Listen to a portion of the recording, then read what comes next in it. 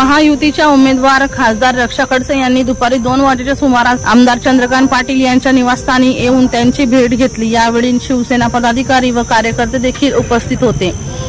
याबाबत सविस्तर वृत्त असे की मुक्ताईनगरचे शिंदे गटाचे आमदार चंद्रकांत पाटील यांच्या मनधरणीसाठी काही दिवसांपूर्वीच मुक्ताईनगर येथे आलेले भाजपाचे प्रदेशाध्यक्ष चंद्रशेखर बावनकुळे यांनी देखील आमदार पाटील यांची भेट घेतली होती।